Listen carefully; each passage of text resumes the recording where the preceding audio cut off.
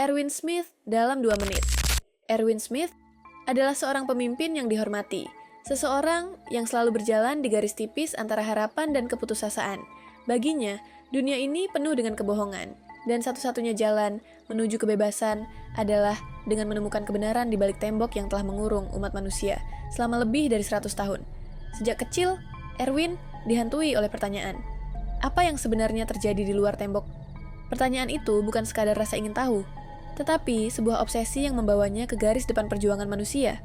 Ia percaya bahwa ada jawaban yang dapat mengubah nasib mereka, sebuah kebenaran yang selama ini tersembunyi.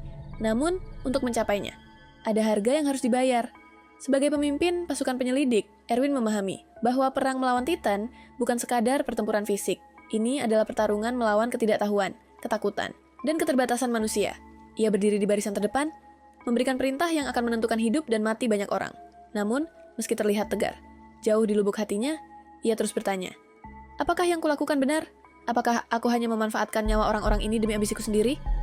Erwin tidak pernah ragu untuk mengorbankan dirinya atau pasukannya, jika itu berarti mendekatkan mereka ke kemenangan.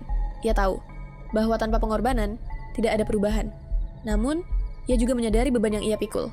Setiap prajurit yang tewas adalah bagian dari keputusannya, dan setiap kematian adalah tanggung jawab yang harus ia bawa hingga akhir hidupnya. Di medan perang, ia bukan hanya seorang komandan, tetapi juga seorang manipulator ulung. Ia memahami psikologi pasukannya, tahu kapan harus memberi harapan, dan kapan harus menekan mereka untuk bertindak. Bahkan di saat-saat paling putus asa, ia tetap berdiri tegak, menyalakan api di hati para prajuritnya dengan kata-kata penuh keyakinan. Meskipun di dalam dirinya ada keraguan yang terus menghantui, dan pada akhirnya, di hadapan maut, Erwin harus membuat pilihan terakhir.